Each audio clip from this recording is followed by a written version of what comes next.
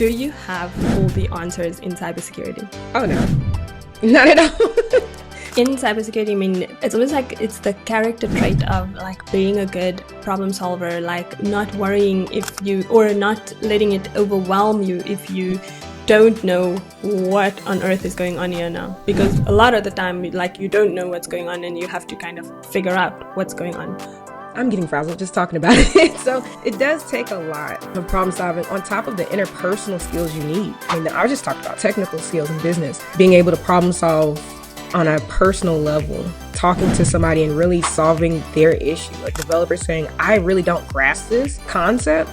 They may not always say it like that. They may say, this doesn't make sense. This is dumb. Like, I'm not changing this. And realizing the human element of that is like, you know what, they probably are having difficulty understanding what the importance of this finding is. And maybe I need to break that down. Do you have developer friends? Are they your friends or are you, are your frenemies here? An AppSec role, do you think it could be for a beginner level as well? Or do you think you need some type of experience or skills first? It's like, yeah, you could. There's levels to everything. Would you still need some type of technical knowledge or not? Or is it okay that you have governance knowledge? You would still need that technical knowledge. It'd be like, you'll be over here like, hey, I got policies. And everybody's like, yay, do you have testing? And do you know the software development lifecycle?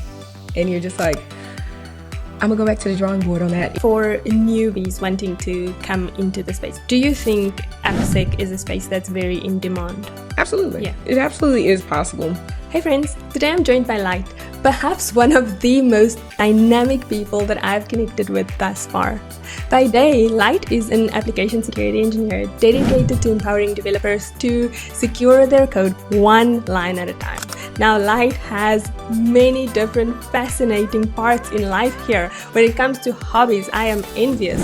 Personal interests like mixed martial arts all the way to streaming, and then taking on learning piano completely from scratch, which we have to get into a little bit later on. Now, Lyght also has a YouTube channel, The Code Review Guru, making application security accessible and engaging by breaking down complex topics and showing developers how to make their code safer. This is Cybersecurity Uncomplicated with Cyber Queen, where we break barriers one chat at a time. No one has the exact roadmap, but together we're challenging stereotypes. We'll show you that cybersecurity is for everyone. We're bold, smart, and unapologetically diverse. I am so excited to be speaking with you today. Welcome to the show. Oh yeah, that was so awesome. Thank you so much. It makes me want to get to know me. I'm like, wow, who is this person? We're definitely going to get to know you, so we're going to dive deep into all of these aspects of you. So firstly, I want to ask you two qualifying questions, right? Let's make sure that you're qualified to be here in the Cybersecurity Uncomplicated space, right? So, okay. All right. So the first one is, do you have all the answers in cybersecurity? Oh no, not at all. Right. That's a good answer. Good answer. Okay. And then second one, do you have an exact roadmap for someone to get into cybersecurity? No, not at all. There's some things that I can say that will be helpful along the way. But as far as like, this is 100% going to get you to six figures, absolutely not. No. Yeah, absolutely. You passed the test, so now we can officially get started. I'm qualified. All right. So with that, let me ask you the very broad umbrella question here first, right? So if you can explain to us in a few sentences or minutes or however you want to, who is Lyght as a person? I mean, after following up with your intro, how can I get better than that? I'm definitely someone who just loves to learn. I love problem solving. Problem solving is the number one thing that I just do so naturally. I just love to do it. And I love to teach. I didn't know that I was, my mom's actually an educator, and I used to make fun of her as a kid. Like, how could you like teaching? And now here I am. Some people like, oh, I like educating people or learning things and breaking things down for individuals. So really, I'm just somebody who loves to learn, loves to problem solve, and loves to connect with individuals who also like doing this similar things, even if it's in a different way. So that's absolutely me. Amazing, amazing. And I love that you went in there straight for love to problem solve, right? I kid you not, a couple of weeks ago, I put this video up on YouTube about how to, like, some thought considerations for doing a cybersecurity interview, right? And one of the key things I said was that you need to be able to live the value of being a good problem solver in cybersecurity, especially. And then I got so many comments on that video saying that, yeah, but everyone's a problem solver. And I'm sorry, I didn't mean that was a little too direct for my eyes. Like, oh, okay. I think, yeah. yeah. I mean, no, right? I mean, in cybersecurity, there's a specific type of problem solver we're talking about here, right? Yeah. And especially for you, I mean, in application security, like how important is that to be a problem solver in that space? Yeah, so first off, you're solving multiple problems. Like there's not just one problem that you're solving at one time at any given time, right? So I tend to work with developers. There's so many things that I have to keep in mind. The business, because is when you're in cybersecurity, you learn, or if you're new to cybersecurity, you learn that we're not a revenue generating department. Like you'll hear that often. Like this department doesn't generate any type of revenue. So you have to keep that in mind and realize that the business does in fact prioritize generating revenue. It's not a bad thing. That's why we have jobs, right? And so when you have that on top of, the latest trends that are happening as far as security goes, on top of, meeting in the sprint cycles, how often do developers release? I mean, I have already issued out 3 problems that need to be solved, and I haven't even talked about vulnerabilities. So there's prioritization management, time management, and thinking in between the lines, and realizing just how you can balance out. Yeah, there's deeper than SQL injection. There's server-side request forgery happening nowadays. It's pretty popular. Third-party libraries that are being that are vulnerable every day with multiple dependencies and time frames and constraints, and you're trying to figure out and prioritize which one meets which department. And I mean, I'm getting frazzled just talking about it. So yeah. It does take a lot of problem solving on top of the interpersonal skills you need. I mean, I just talked about technical skills in business, being able to problem solve on a personal level, talking to somebody and really solving their issue. A developer saying, I really don't grasp this concept. They may not always say it like that. They may say, this doesn't make sense. This is dumb. Like, I'm not changing this. And realizing the human element of that is like, you know what, they probably are having difficulty understanding what the importance of this finding is. And maybe I need to break that down. So I don't think everybody does that type of problem solving on a day-to-day basis. Not to, hijack anybody or make them feel any less than, but that's a lot of problems that you're solving at one time. So yeah, I completely agree. It's and in cybersecurity, I mean, it's almost like it's the character trait of like being a good problem solver, like not worrying or not letting it overwhelm you if you don't know what on earth is going on here now, because a lot of the time, like, you don't know what's going on and you have to kind of figure out what's going on, right? It's like this figure out ability space. Like, I think that's a word I made, but it's like that kind of space. I was with you. It was there. I'm going to use that. So for anyone listening who doesn't know what you do as an application security engineer, can you break it down a little bit? Yeah, I'm going to try my best. So as an AppSec engineer, I prioritize working with the developers. There are different aspects of that. So you're basically holding hands, walking through the software development lifecycle. That may look different depending on how mature your security program is at your job or at your company. But ultimately, I'm doing threat modeling. I may do security testing. Well, not may. I'm doing security testing. I'm doing software code reviews. I do pen testing, web application pen testing. I do work with APIs depending on the application. I have worked with mobile apps as well. So I do have a sense of testing there. I'm meeting with developers to go through remediation tactics or strategies that they can use and mitigation strategies that they can use, security controls and stuff like that. I work with architects. So it's a very faceted position where you're basically balancing web penetration testing alongside with actually working with the developers and actually walking through their code, realizing and getting them to realize like what they're doing or the steps that they're taking, their thought process, and how it's translating to possible attack surfaces out in the wild once they push to release. And on top of that, creating policies so that they stay within the standard and not deviate from that. So it's a lot. Yeah. But that's essentially what I do. And my day-to-day is never the same, at least not for me. So yeah.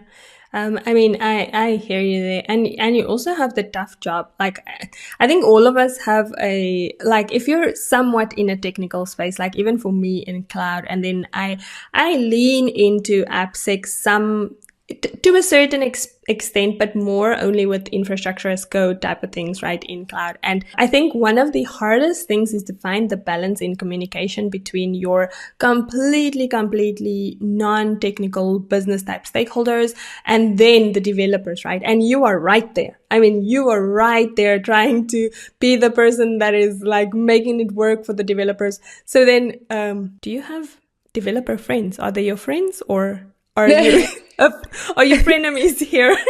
I pride myself in having a good rapport with developers, and even on my YouTube channel, like that's the number one thing. I actually get bashed by my security friends because I'm just like always talking about, well, does it match the sprint? And they're like, Lyght, whose side are you on? I'm like, I'm on the business side. I'm on the side that keeps me employed. So, but yeah, I built up a rapport to really talk to developers and understand like what their issues are as far as like making these timelines and being able to implement these remediations and mitigations within the code. And I try my best to even, I don't have a term for it, but I try my best to kind of curb that frenemy thing where people just like, you have to do it and that's it. And then you get the developer saying, oh no, we're never talking to her again.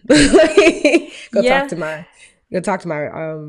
my manager or something. So yeah, but that's a real thing, right? Because because I remember when I just started at my job now, and then initially, like from the developer side, there was such a no-go with security people. There was like this no relationship. But the problem is because security operations as a whole has evolved, right? So like as we've like gotten more to, even for cloud, like infrastructure as code, and then the cloud and the AppSec people are like this close and intertwined because of the fact that everything sits in the repos or in the coding environments. And like for me, I completely agree with you. It's about matching the way that they work as opposed to us trying to enforce like what we knew as security principles and operations and those things, because that's going to make all the difference in what you actually get done. Yeah. I like to just be the person in the background. Like you come to me when there's a problem. I'm really big on putting processes in place and improving processes. So if you have a sprint cycle every week, every 2 weeks, daily, I'm just like, how can I set up a process? This is the problem solving aspect, right? Like what process can I come up with that aligns with yours? But if there's ever a need where there's a critical finding or a 0 day or something that that needs to be halted, like we can, as a group, security and project managers and everybody come together and we're just like, we know not to release this, or we know that we need to stop what we're doing and go and basically fix this problem first. So yeah, that's the tough part. And I think it's the beauty of being that, like, the personable person, because you get a lot of people who are really good at what they do, like security wise, but not able to be the person that can go and build the relationships. And so when you have that issue you just described with like a 0 day or something, if you haven't bought into how people work, they're not going to buy into what's important for you. Right. And so you have to build that relationship so that when there's the 0 day, or when there's like this library that just they cannot deploy this or spin this up, and then they'll actually listen and they'll try and work with you to fix it because you've worked with them. So that aspect is missing for a lot of people. Right. It is. Yeah. And I think because people separate departments so much, like there's not a lot of cross functionality. I wouldn't say I'm a people person, but I do like to talk at work. Like everybody knows I'm the person that likes to talk at work. I make jokes, I laugh. Like I think it's very important to, even though we all know we have a job, it's like I'm with you guys 8 hours a day. We gotta laugh, we gotta joke. Otherwise we're gonna hate each other. And so like I make it a point to, when I'm building that rapport, to laugh, to joke, to reach out to people like, hey, how's that thing going on? Like there's somebody at work that we talk every now and then. I think he's like 3 time zones behind me, and he just, I don't know, we talk about random stuff. Like he went to a park and took pictures of the night sky and sent it to me in Slack, and he's just like, look at this, it's such a nice thing. And I'm like, I just had a meeting with him and his boss, and because we have that rapport, like he's all down and say, yeah, okay, let's get down to, we can push this to the side to get this vulnerability. Oh, it's a high. Oh, you guys are having a problem with that? Okay, cool. So we could get this fixed done, get this done by after the code freeze, because currently we're in a code freeze. So stuff like that, I feel like is definitely missing from this hardcore, like, get this done, get it straight. We have these rules and stuff. Like that personal piece has been missing, that, like you said, it creates that problem between people, and they're, developers hate security, and security is just like, you got to do it. And, it's WWE. But when you have that fun piece, that aspect to it where you're talking about stuff outside of work, I mean, it makes work so much more fun. That's why my developers don't hate me. Yeah. And I'm glad to hear that, because that's not a fun working environment. So then, because you spoke about going into the office and working in the office, do you work mainly from the office or remote or both? Oh no, I'm 100% remote. So the guy who I was talking about, like I just Slack everybody all the time. I think that's the thing. Like I have an entire Slack channel, like four to 5 Slack channels where I've grouped people by our likes. And so I kind of talk to them through our likes, and it's like, hey, did you watch the show? Or, and they're overseas. So some people are in India and the Philippines and all that. So that's pretty much how I keep in contact and talk to them. So, and now 100%. Awesome. Awesome. It's so interesting because I feel like the world is saying, people come back to the office, all of those things, but I still feel like the shift for security people are like, it's mostly remote or hybrid at best, like not in office, which is definitely interesting. Yeah. I was wondering like if that's the case for overseas too, because I know here in the United States, like they're actually starting to have more jobs that are hybrid than remote. They kind of want people to come back. But yeah, I like to selfishly think of it as I'm not a customer facing role. And so I preferred it to be remote. I can understand why people don't want it to be remote, but yeah, I start to see that trend too. People trying to get others or individuals to come back to the office. And I'm not anti, but I'm not pro for that. Yeah. I'm the same. I'm more for like remote solely because that's how you focus and deep dive and problem solve, at least for me. And then also like with like, if I have to go and do something, yeah, for sure. I'll go and join like workshops in like once in a while, those types of things. But I mean, for the most part, I definitely prefer my desk, my setup, my environment, like, and then keeping connected online. That's the best.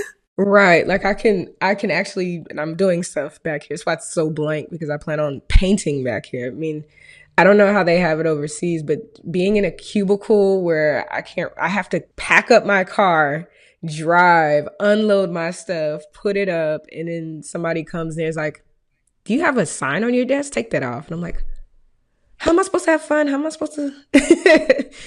And then Jimmy's sitting right next to me, and I'm just like, Jimmy, you're smacking so loud.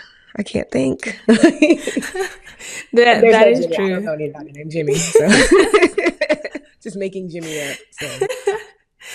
All right. So let me ask you then. So with being an AppSec engineer, you also mentioned that you do, as part of your job, you do testing as well, right? So you do pen testing. So what is the differentiator then between kind of the pen testing that you do and what people would usually deem being a red teamer? Gotcha. Yeah, and it's funny because I was going to say too, I have been on the red team at some point in time.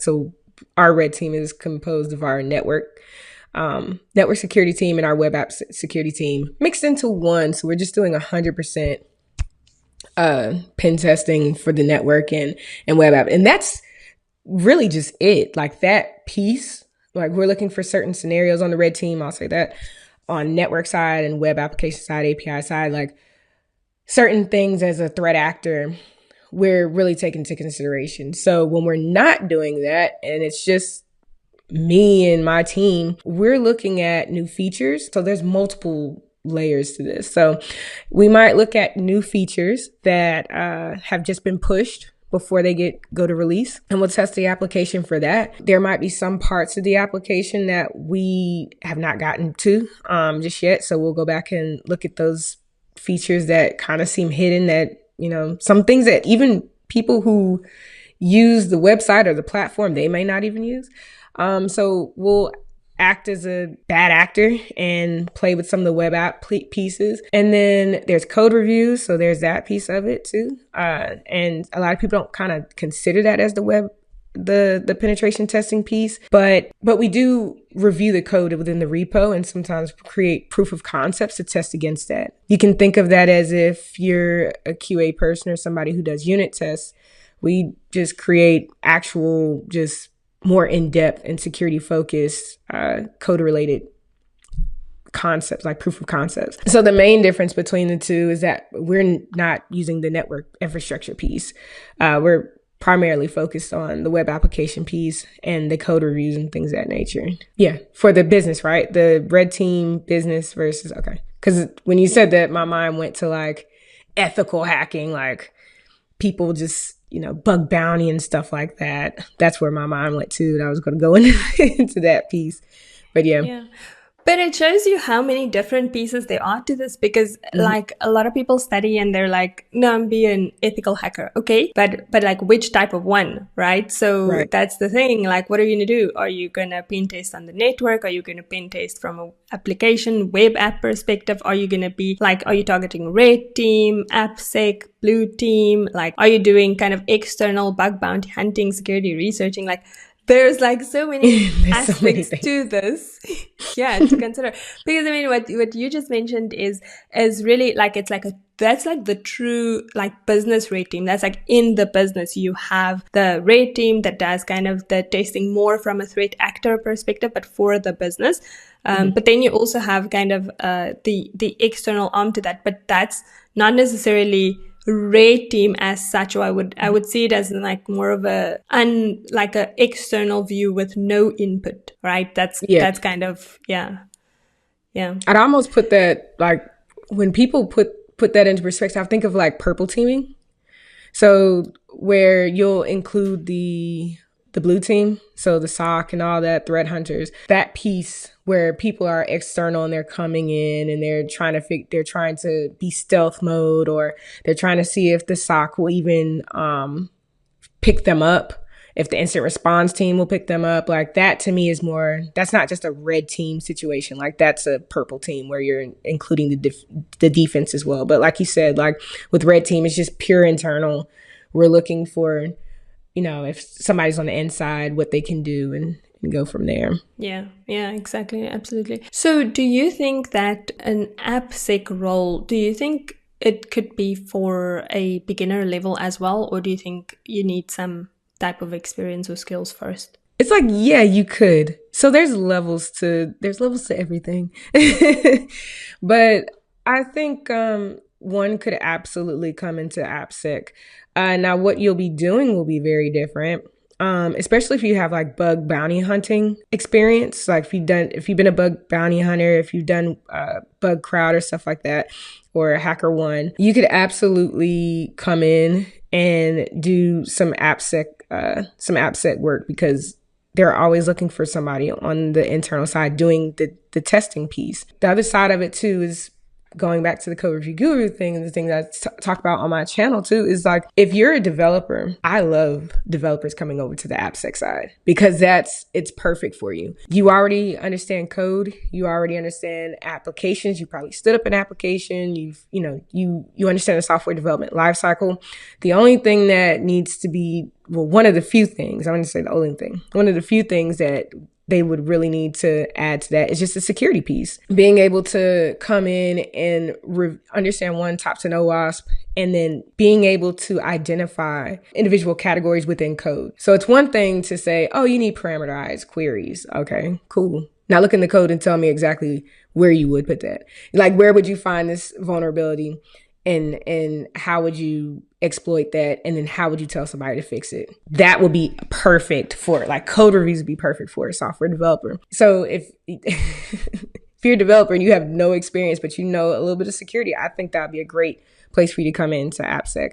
If you're somebody who is a bug bounty hunter, I think you'll do great for the web application piece, and we'll probably need to backfill on some other pieces of that too, when it comes to code reviews. If you're a network pen tester, I don't know, not to discriminate against you, but you might have a little difficulty. You know what I'm saying? Like, if you're somebody who's on the governance side, or somebody who's really into compliance and stuff, you may do great with the security controls, because you have the CIS controls piece of it as well.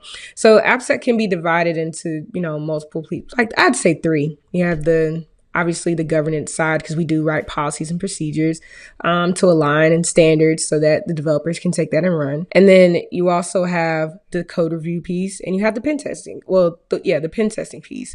So if one of those things apply to you, I think it'll be great. Now, if you're fresh out and you have no experience whatsoever, baby, you're gonna have to go on the internet and find something. It's good. It's gonna be a task. Like, I'm not gonna lie to you.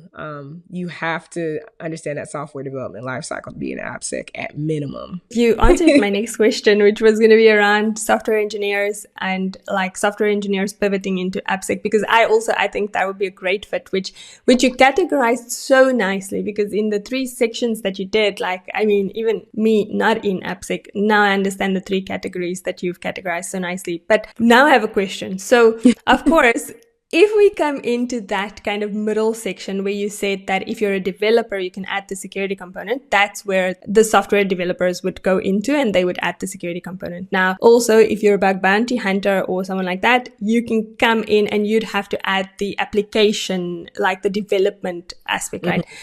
But if you're the GRC person, you said that then you can come in and look at the policies, right? But would you still need some type of technical knowledge or not? Or is it okay that you have governance knowledge? You would still need that technical knowledge. It'd be like, you'll be over here like, hey, I got policies. And everybody's like, yay, do you have testing? And do you know the software development lifecycle?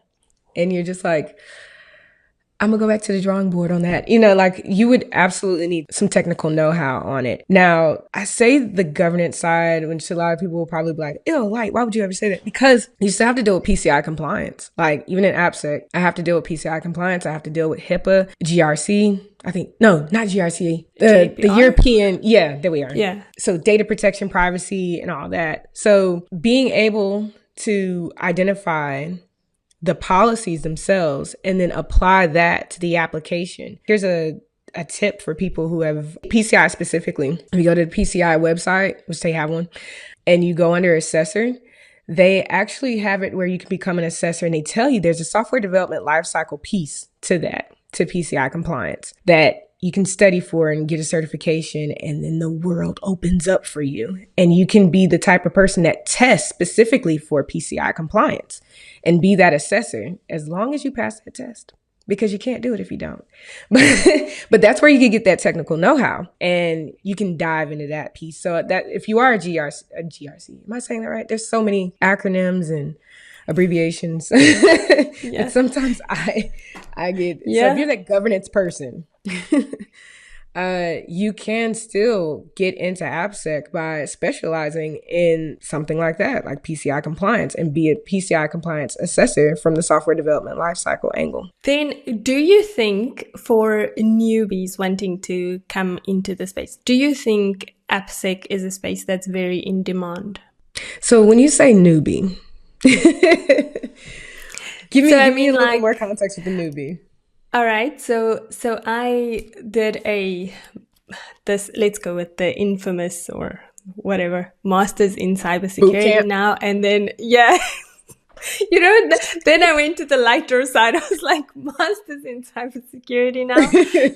and then I added some skills, like I went on Hack the Box, and now I have some skills. And then I did a little bit of security testing and bug bounty hunting, right? So now I'm like 2 years into my learning journey. I have some hands-on skills, and I want to specifically deep dive into application security. So I think and the original question was, for a newbie, somebody, let's say boot camp, try Hack Me, Hack the Box, they have this and they want to get into AppSec. Is that possible? Absolutely. Yeah. It absolutely is possible. I think the market is very flooded with just pen testers, and you definitely have to set yourself aside. The biggest thing is being able to speak to what you know, really being able to speak to what you know, because when you do have a job market that is, flooded with candidates, something has to make you stand out. You have to be able to, they're looking for the person that not only just took the certification, because I'm not going to say that's easy. It's common. It's common out. It's so common to get a certification. It's so common to go and do like 20 try Hack Me rooms and be top and all these things, because it's gamified. But then to be able to speak to what you know, that's what sets you apart from other candidates. If that's all the information that you have, if that's all that you have, but you can speak confidently to the software development lifecycle, maybe not even understanding the developer aspect, because that's just something you'll have to learn on the job, but understanding what one would look for in code, vulnerability, understanding the difference between the threat and vulnerability and things like that, as well as differentiating different types of injection vulnerabilities, then I'd say you have a pretty good chance. But it depends on the company too and what they're looking for. So, but I think anybody could with that, as long as you can speak to it, you're in a good place. Yeah. So I also think and maybe I want to get your opinion here, but I also think AppSec is a really good space for someone who wants to be very technical, very into almost like the development life cycle, but they don't want to be a software developer, right? So I think for that would be a perfect fit, right? Depending, because I do see in the industry, like just cybersecurity as a whole, like people are really leaning towards those developers coming over to the AppSec space, because they're finding out. And I'm going to not be so biased when I say this security champion program it's a hit or miss. I'm not going to down it. I love top 10 OWASP. I love that. I love the program, but I'm going to be realistic and say like the security champion program is very, very, hit or miss. You have to be dedicated, And so instead of allocating one resource, because this is the biggest gap I see in that program, is that you have a team of 4, right? Because they're reducing developer teams drastically. And so you have a team of 4 people or 5 or whatever. And now you have that one person who has to come off of what they're doing, take on the role of learning security, and be that liaison between the security professional and the team, while also taking on their team's, their role and stuff like that. And they're still learning both things while trying to get this feature together and peer reviewing it. It's a lot, right? So, and what happens when they leave? What happens if they get there's a huge reduction in the workforce at this point. There's a huge layoff, and that person leaves. Now, where's the security champion? So I realized that a lot of people a lot of companies in the industry are now looking, and they have these job descriptions for software developers who have been in the code, done things, but they're interested in security.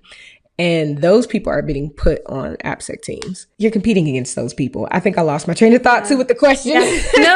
No, it's 100%. It's actually 100% what I was going for with the question, is because the competition that you have as a newbie trying to get into AppSec is exactly that. It's against the existing developers in the company, and it's against the company looking for development skill over security skill. Like basically for AppSec, they're prioritizing development skill and then adding security skill to that, as far as I can see, unless they're hiring for a very senior kind of application security engineer, then it would be more security, because then the person would already have kind of the development aspect to them already, but they would want someone that's a little bit more balanced in both sides. Yeah. And it's not to say that you're not able to do it, but it is a very you have to be able to speak to it. You have to be able to speak to, okay, not just what's the top 10 OWASP, not just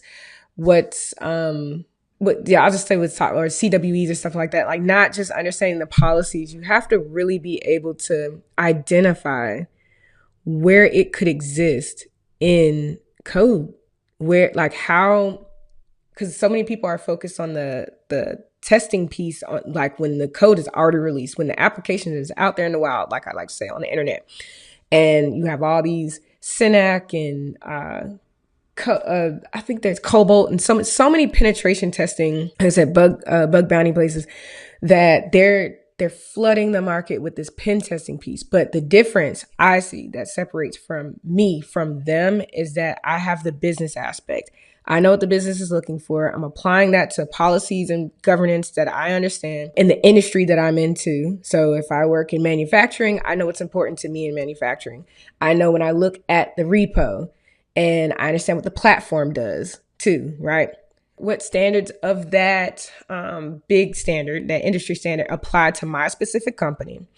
Being able to then see when a developer codes, like, is that going to trigger anything? Is that going to cause any problems? Are we in compliance and things like that? If you're a newbie and you don't have anything like that, all you have is testing, that's where that software development lifecycle piece comes in. Like, you have to, I think I said earlier, bare minimum, like, you have to know what the software development lifecycle is. The rest of it, being able to communicate with the developer, okay, cool. It's possible. It's possible to still come in, but, it's a thick market. And that's what we're here for, right? We're here for the honest facts, and these are the facts. And so it's notable. I mean, what you said makes so much sense, and it's even going to be a similar thing for some of the other crucial and deeper technical roles, because I'm also, for one, I'm in full agreement, even for like more technical capabilities in the cloud space. It is that it's like, okay, so what makes you different? Firstly, from the other 100 candidates that's applying, what makes you different? Secondly, like, for you personally, like what is the person, like, especially if you're a newbie, what are you doing to differentiate yourself from a knowledge perspective? Because it's like, it is going to be that person that is super targeted to what they want. Like I love the tip that you gave earlier around PCI, because then the person is specifically targeting, the knowledge on PCI, getting that credential, and then they get a job in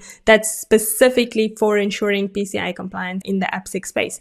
Which then you talk a different story. Then it's entirely possible. But if you're trying to go like with this whole blanket approach, no, I just want to go into AppSec. Okay, but what? Okay, but what's going to make you different? Like, how are you going to stand out? Like, how are you going to be unique? Like, it's like, okay, but what? Yeah. When you said that, it struck a chord, because that's what I've been saying for the past years. It's like, okay, what do you want to do? And it's just like, yeah, but this, that, and third. It's like, people want you to guide them to where they need to go. And I can't guide you, because even my way, like how I got to where I'm at, is not time seeing how other people got to where they're at. And I don't even think AppSec wasn't even a huge thing when I got into it. And just a quick background for those who don't know, like, I'm a purist when it comes to cybersecurity, but I have a master's and a background in computer science. And I do come from a programming background from school. I've only been a software engineer like once, but I do have the ability to read code. I do script and code on the side for fun, kicks and giggles, if you will. But I've never stood up an application myself. I actually learned that on the job. My biggest thing was starting with vulnerability management. And then from vulnerability management, running scans on servers, prioritizing them, giving people reports and walking away, and understanding that when I prioritized them, I didn't do the in-depth thinking, right? This was, I hate to date myself, but like 10 years ago, right? But 10 to 12 years ago when I did this, and nobody really cared about that. It was just like, oh, is it high? Is it critical? Is it out of date? Okay, well, that's the fix. Well, as we're becoming more concerned about certain standards and things of that nature, like now we're drilling down, and I started to adapt. And I got tired of running scans, and I eventually did want to get back into the coding aspect. And I still have not created an application from scratch, but I've worked with developers. I've gotten into, through contracts and things of that nature, I got into the software development, pen testing. Web pen testing. A company took a chance on me and actually said, hey, we can train you for 2 weeks. And so day in and day out, what I did was my day today was pull up an application, review to see for remediation. Did it get fixed? Test for that specific thing. Send it back. Approve or disapprove. And then talk to the developer whether or not they understood it or not. Create a baseline scan, which baseline scans are basically you get a new application, go run a test against it the first time. This is where it is. See if it deviates from how far it deviates from the standard, and then tell the developer, hey, this is the report. Go forth and fix, and then wash, rinse, repeat, right? And eventually I got tired of that and I went forward in my career. That's not that's not something that people can say that they can do this time. I've bounced around contract after contract. I know a company would hate to see my resume because I look like the person that just has commitment issues because I had contracts, and contracts are not as plentiful as they were back then, 10 to 12 years ago. But now that I'm settled and I'm in the space that I want to be, like, I'm doing what I want to do, and I expounded upon what I've been doing for the past couple of years. So I don't really know how to, there's, like I said before, the first question you asked, like, do you have all the answers? Do you have a good solid path for somebody to get on? But I know I continued the path with despite everything, even AppSec.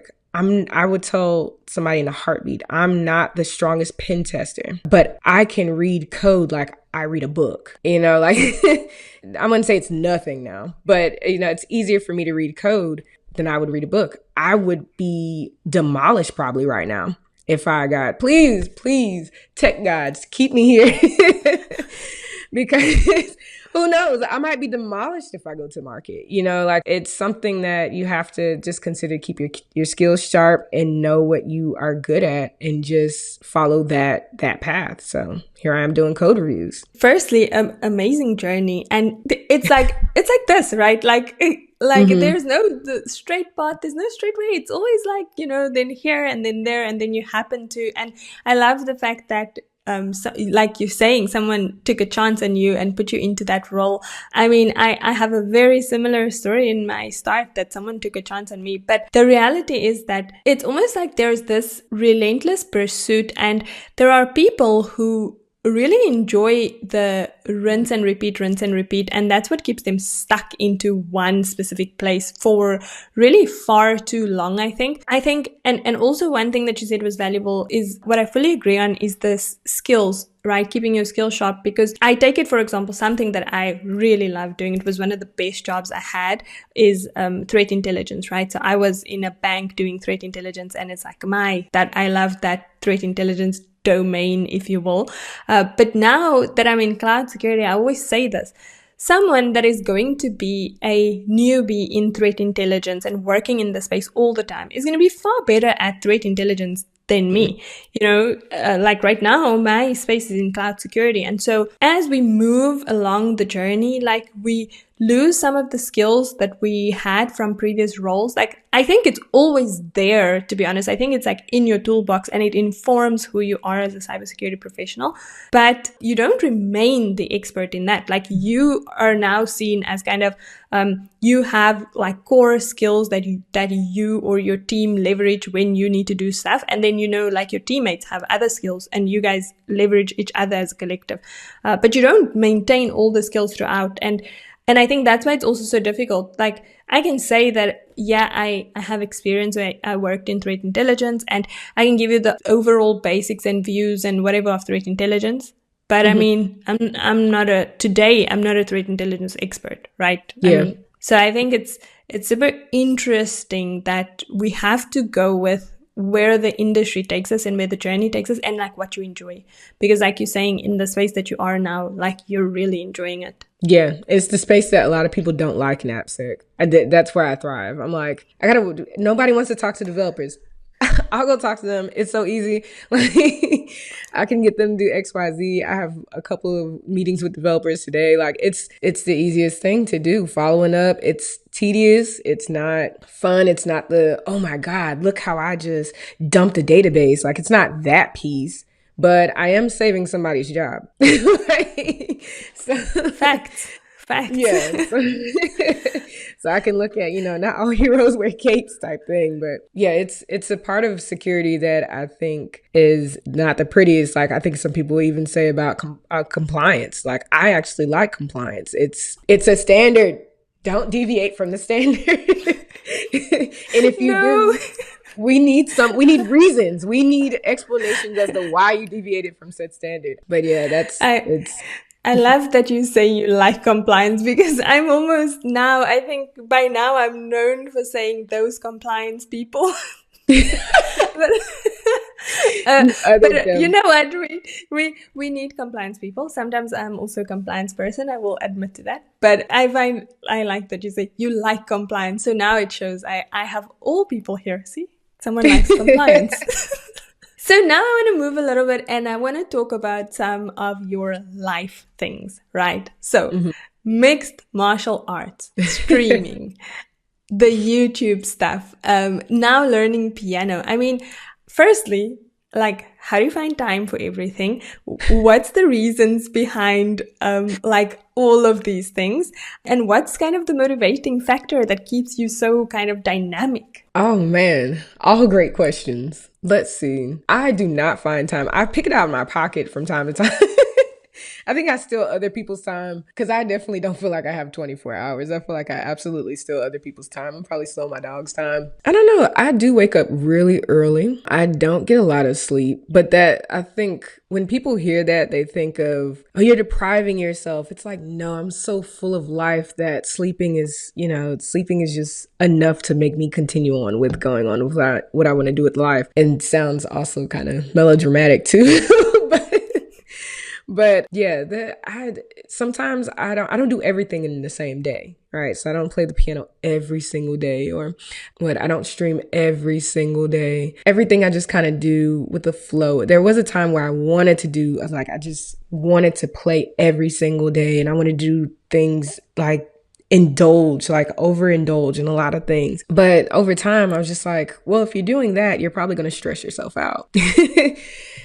Because there's this thing in the world right now that feels like you're just missing out. If you're not doing this at this point in time, you're missing out. You're not doing Try Hack Me every single time of the day. Like, you're missing out because this person is getting this. And it's like, I kind of fell into the trap of that at some point. And eventually I just said, you know what? I didn't play piano today, but I did go on a hike with my dog. And we had a great time. So just finding that balance between all the things and realizing that these are likes. These are legitimate likes. But I guess that segues into the other part where it's just like, what motivates me? It's the passion. I like to keep young. Like, I am young. Like, I think when I was a kid, I'm 34, by the way, and just throw that out there. Y'all can kind of trace back my timeline if you want to. I'm not giving you the rest of my birthday. But I like to keep young. And a lot of people, when they see me in person, they're just like, I thought you were 20. Like even the mixed martial arts, that when I told them, yeah, I'm going into 30 plus, like they said, what? Lyght? How old are you? And I was like, I told you guys I'm 34. And they're like, there's no way, you keep lying to us. And I'm like, no, guys, I've literally been on the earth this long. But I like to keep young. And when I think of when I was a kid, there was no such thing as limitation in my head. I wanted to do all the things, and I just felt like my mom was holding me back because I needed the funds, the resources. But now I have it. And so I go and I think of the things that I want to do as a kid. I wanted to play piano as a kid. So a year ago, as of probably November 23rd of this month, it will be a year ago, I bought myself a piano and I decided to play. I always wanted a dog. I mean, I've always had dogs all my life, but I always wanted to keep a sidekick. And so I bought a dog and he goes hiking with me. He loves to swim. And now I'm invested in his life because I didn't know Rottweilers love to swim, and he likes to swim. The other things like streaming, the community that I've just built over time. 2020 was a time, that's when I saw you. Everybody was online and everybody just seemed, 2020 just opened up this world. It was scary, but it was also cool because we got to see other people that I could only imagine existed. And we were all online, bored out of our minds, sitting in the house. And to see some of the people come together and create a community, some people were doing web security or Burp Academy. And I wanted to be a part of that because I was like, well, I've never really seen anybody do stuff like that. So I'm going to, join it. And I joined it. And a couple of people, I got rated one time by this super popular dude, Chad. If you're if you're watching this, Chad is that guy, Chad B. Noob. He's so humble. But yeah, like there's these group of people that were already on Twitch and they came and saw me and I think I had like 100+ people. I went from 1 or 2 people watching me to Chad rating me. I think he came by one day out of the week and he said, oh, a female cybersecurity streamer. Cool. I'll be back. And I was like, what? Okay. Wow. Just me and my one bot at the time. Cause that's when there was a bot on Twitch. And then I think 2 weeks later he came back and there was like 100 people that came with him. And mind you, I'm shell shocked. I'm just like, I'm also shy to be on camera. I'm like, oh my God, what do I do? Okay, let's see what everybody else does. Okay, everybody's like always talking extra interesting and, and stuff like that. So, but he created a community for me. He pulled me into the InfoSec streamers. So also if you're looking for Twitch, and I'm putting a plug in here too, because I think you're also in some of the Discord servers as well. But there's InfoSec, it's either streamers or streams.com. They created an entire website of all the people that are in this community that do InfoSec related streams. I mean, a lot of people are in there and they even have like a link to their YouTube and stuff. So if you ever want to like go and see that, but they pulled me in and that's when I started going into getting a community and I wanted to continue to be a part of this community. So that's why I continued to stream. I realized I was the only AppSec person. I was the one person that wasn't a pen tester, wasn't network infrastructure, was doing something else. And they was like, Lyght, what do you do? And I'm like, I'm an AppSec engineer. And they was like, what is that? Like, what do you do? And I'm like, do you do web pen testing? And that's what caused me to have to do my YouTube channel. Cause it's like, okay, well, I'll answer your questions there. And I even have more questions that I have to like get into and answer on that. But people motivate me. Community motivates me. And the streaming piece, I mean, there's so much I could say. Even T-Work and Vibes. These people are hilarious where we share cyber tea, we digitally co-work, and we just talk. And that was time to get us through, like just to get us through 2020, 2021, and now even some of us who are still remote. So yeah, it's just community and having fun, to be honest, and staying young and enjoying life, because that's 2020 definitely opened up the doors to make me see that work is not all that there is to have in life. That's amazing. I loved hearing that story. And with the cybersecurity space, I feel like once you find the community, the community supports each other, right? I think that's one thing about cybersecurity. Like there's not kind of, when you find the community, you're there, you're now part of the community. And it's actually so personal, because some of us share a lot of the same struggles as well. Some of us are like Like people asking you, what is AppSec, you know? And even your motivation for making YouTube is somewhat similar to my motivation for starting the first time on Instagram, was because random people asked me, what is cybersecurity? Like, what do you mean? What kind of job is that? You know? And then I was like, okay, I've got to talk about this. And it's so interesting. And I feel like since like maybe 2020, we come off a time where cybersecurity has just become this more spoken about topic. Out there in the world, and now people are figuring out all these different roles and all of that. And even for me, you're the only person online that I know that talks AppSec, which is really cool. That's crazy. I gotta capitalize on this. Yeah, exactly. It's really cool. With that, where can people find you? Let's throw in the channels here. Oh geez. So the Code Review Guru on YouTube. So that's my biggest thing. Twitch, I think it's also Code Review Guru, or it might be Black Hacker, because that, I think I kept that from 2020, which was pretty cool. It was a time. It was a fun time. So if you go to Twitch TV/Black Hacker, or The Black Hacker, which is spelled very funny. THE, B as in boy, L, V as in violin, K, HAKR. I'm pretty sure it will show up somewhere. Yeah, we'll put it up. Yeah. Then you can find me there. So YouTube, and from there you can find all the other channels. Like literally, like I post everything else there. The same thing for my GitHub, because I do like to script and code, and some of my streaming. One thing that I've done, which is pretty fun, and I think that's one of the fun things that we've done recently in my streaming, is create an application and fulfill that dream, right? Because I've never created a full application to put on the web. So create a web application using solely ChatGPT. Yeah, wow. So we're working out the kinks, and the purpose of it too is to look at this, like on the surface, it's like, okay, we're putting up an application, but beneath that, you know, I'm a code review person. So I'm looking at it to see like innately, like what isn't ChatGPT doing to secure this code? Like it's an application, it's getting thrown up here. It's telling people there's a lot of freelancers in this world, and AI is huge. And there's a lot of people utilizing artificial intelligence to help enhance their ability to speed through and create these features and code snippets so that they can release faster, you know, get all these features out here quickly. However, like me is kind of looking on the research side is like, like does ChatGPT or Claude or anybody really take into consideration like secure code practice?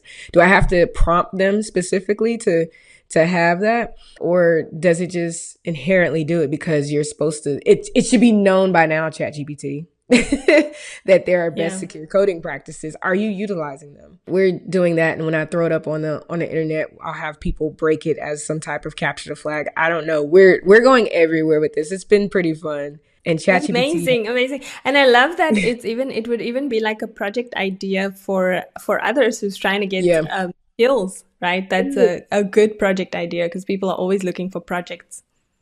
Yeah, no, that is actually awesome. Yeah. And then I think I know you can't prompt for a vulnerable application, and they'll give you the very basics, right? So if you're a person that's a beginner and you're looking to get into that intermediate space, so there's another tip. Doing that, or even just pulling down code from GitHub and reviewing it, small ones. Don't try to get the huge ones, because those are ridiculous. Get in a language that you know, especially if you're a software developer. Pull down that code and look at it compared to OWASP Top 10 and see if you can find something. I mean, you can use Sneak, you can use Contrast, you can use, is it Contra? No, Contra is a game. Contrast or IBM AppScan to kind of look through and see those vulnerabilities, but being able to read through the code and, you know, play around with ChatGPT and say like, how do you fix this? How would one fix this? That could help you with your code reviews and make you stand out. Amazing. So what's one thing that you would say to someone pursuing the field of cybersecurity, and they might feel like this is never going to happen, like it's so hard to get into this space? What's one thing you'd say to them? stop doubting yourself. That's the number one thing.